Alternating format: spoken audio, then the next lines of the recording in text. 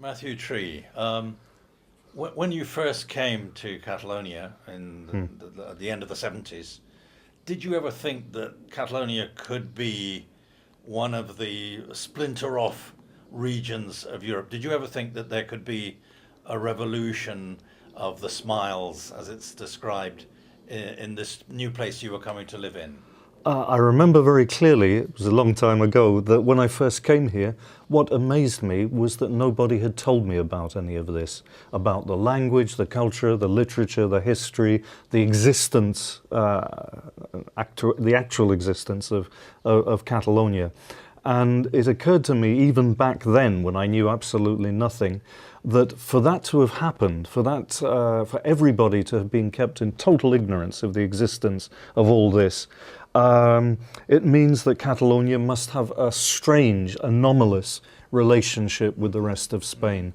So therefore, I couldn't foresee what's happening now, but I knew that the situation couldn't stay the same, that something would have to change. Mm-hmm. Would you say it's a more sociological or psychological even question, but would you say that the Catalan character lends itself to explaining what's going on? Are Catalans communicative about what they feel, what's going on, or are they rather reserved? Well, I can't speak for all 7.5 million Catalans, but I notice that Catalans are absolutely fascinated whenever foreign people talk about Catalonia, which suggests to me that they're eager, or many of them are eager, to get information out about Catalonia. Definitely, I would say a majority. You, as a successful TV personality, and a very well-known person in Catalonia, not only for your books, but also for your television appearances and radio appearances. Yeah. You've even had your own TV program. Well, it pays the rent. You know. It pays the rent sometimes. I'd like to ask you about a very particular thing that's happened in the last week or so, which is the viewing of the documentary Las Cloacas de Interior. What's your view about this and the fact that it hasn't appeared on Spanish televisions and until yesterday, I think it was on Gol TV, yeah. Gol TV, football station. About that program, it reminded me of certain documentaries that have appeared in the UK on similar issues. There was one which Margaret Thatcher tried to ban in the 80s about the dirty tricks used by the British Army against the IRA, for example. Now those documentaries were seen, they were not only seen by the entire country or all the countries together, but they were broadcast by the BBC in the main, which is the national broadcaster. So in fact that program should have been broadcast in the same context by Spanish national television, for example. But I found it astonishing that it was only, I think, the Balearic public television, Catalan public television and Basque public television and a private, if I'm not mistaken, a private sports TV station have been the only ones to broadcast it. Associated with the very producers, Media Pro. Ah, right, okay. Gol TV. Would anything like this be comparable in England? I mean, the fact that an extremely serious allegation is being made against a government, and yet for even leading Catalan socialist MPs and leaders announcing publicly that they have no intention of watching the programme. Could you compare that with anything that's occurred in England? No, I just find that extraordinary. And in the tweeted words of an American friend of mine, when they interviewed the leader of the Catalan Socialist Party, and they said, did you watch Cloacas de Interior? And he said, no, I forget what it was, the film that was on the other channel. And my Goldfinger. No, I watched Goldfinger. My American friend just said, I switched off. Right. You know. Mm-hmm. Again, as a communicator, what could we tell Catalan viewers about the way that the Catalan process is perceived by the British public on the British media? There's a big difference between people in Britain who are informed of what's going on, either because they're politicians and they're interested in the question.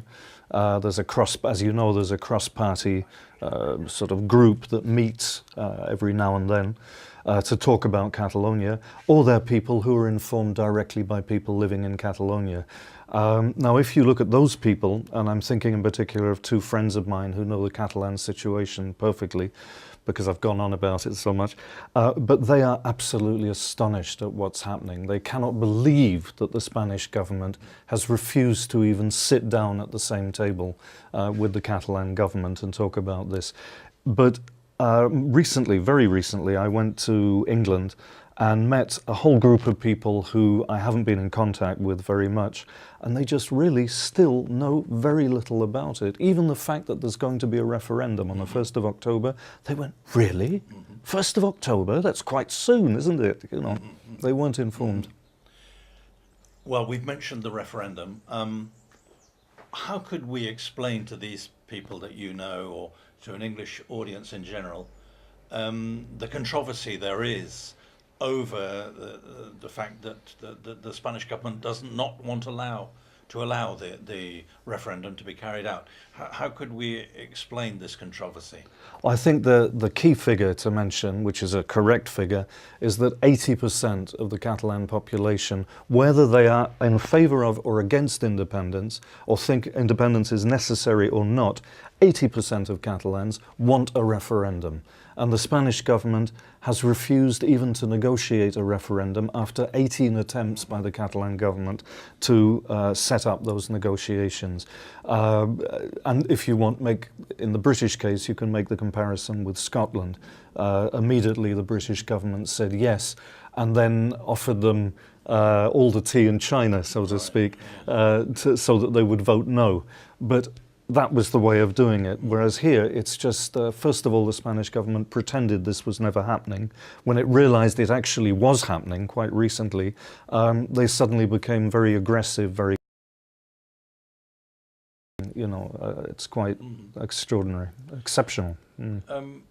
It's probably difficult to go into it in detail, but one recent TV or one recent program has spoken about the fact that about 50% of people opposing the referendum from the Spanish side do so for identity reasons, whereas only 13% of those in favour of the referendum and in favour of voting yes do so for the same reason, identity reasons. What, in a nutshell, what could you say, what do you see as being the key reasons for Catalans wanting to vote? Oh, from talking to people over the last 5 years, there's a whole bunch of reasons.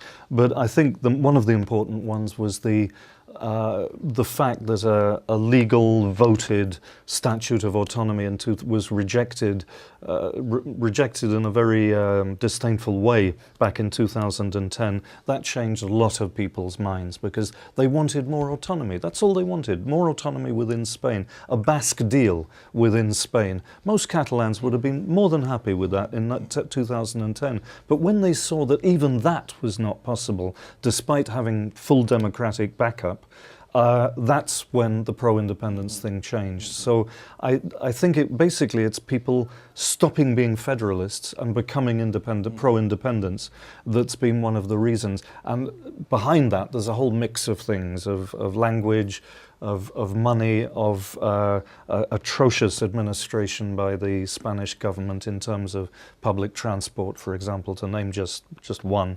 There's a whole series of factors, and the surveys, in fact, show that most Catalans have a mix of reasons why they want independence.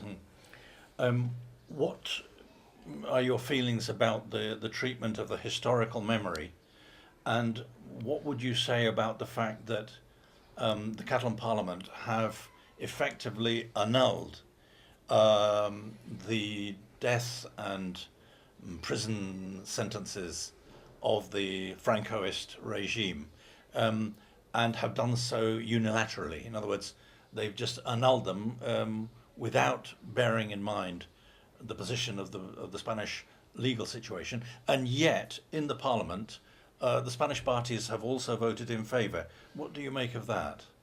Well, it's something, better late than never. It should have been done a long time ago, but it's only now that the Catalan government seems to have the self-confidence to start doing this kind of thing.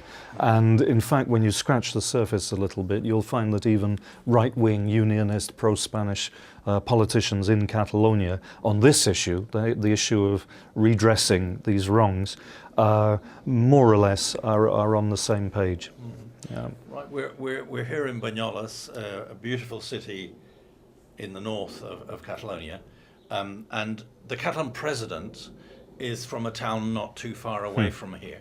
To finish off this interview, because we don't have too much time, I'd like to ask you about what your opinion is of President Puigdemont, who perhaps 2-3 years ago was a relatively unknown figure. Well, what's your opinion of him? And maybe I would ask you about Junqueras as well. Are the Catalans who are in favour of independence, are they in good hands? Well, I have to be careful here because I've known Carles Puigdemont for over 15 years, because when he was a journalist, I worked for the magazine that he founded, Catalonia Today. I also worked for the Catalan Cultural Centre in Girona, of which he was, at the time, he was the director. But I've been watching him, obviously, very closely since he's been the president of Catalonia. I've talked to a lot of people about him, people with very different views on independence, and everybody is in agreement that he's just one of these, there must be a word in sociology for that, but he's one of these people who sort of gets on the right side of everybody, because he talks to people and he's able to shake hands with people who have completely opposing views, and he's able to talk with them. I'm not talking about the parliamentary debates, I'm talking more about what he does outside the parliament. He will meet and talk with these people. He doesn't slam a door on anybody. And as for Junqueras, I met him long before he became the vice president, and what's amazing about him is that he is just an amazingly incredibly intelligent historian. I've asked him about, I won't go into the details, but he has probably a photographic memory, because my experiences of him talking about tiny little details of European and Catalan history, and he has all this knowledge at his fingertips. So if he's the man who's the vice president and Puigdemont is the man who's the president, and they come from different parties with different views, I think I couldn't be happier, actually. I think they are the two right people in the right place at the right time. One last question. Today, 23rd of July, we've heard the news that President Puigdemont has announced to Le Figaro, a French newspaper, that if he is to be suspended by the Constitutional Court of Madrid, he will not take any notice, and he will continue to be president of the Catalans. So this is very much fighting talk. How do you think international politics, international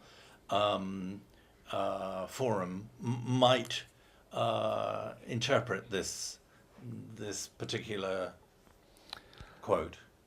Again, it depends on how much information they've got, because the Constitutional Court in Spain has lost a great deal of its legitimacy, because it seems to be almost remote controlled by the politicians who are currently in power in Madrid. They say something, the Constitutional Court does it. You know, this is not a serious judicial court. But the other thing maybe to bear in mind is that internationally, the Spanish Civil War is still very much present in people's minds. It's something that's been talked a great deal since it finished well over 70, 80 years ago. And it's something that internationally people would be very wary of any kind of conflict in Spain starting up again. So in that sense, the warnings would be going out to Madrid. Do not get nasty. Don't do anything bad. Because it's something that's still, very much present. And yet we've had in this last week the Spanish police, the Guardia Civil, entering the parliament with masked faces and giving a tremendously sinister attitude, and also entering the Catalan National Theatre. So obviously the times are pretty dramatic at this particular moment. The interesting thing about them entering the parliament and other Catalan institutional buildings was that the Catalan police, who were on guard there, they obviously had a protocol already set up for dealing with this kind of situation. And the protocol was to keep the paramilitary police, which is in effect what the Guardia Civil are, to keep them in a waiting room, to disarm them, to make sure they identify themselves correctly, and for the Catalan police to get the material that the Guardia Civil were looking for.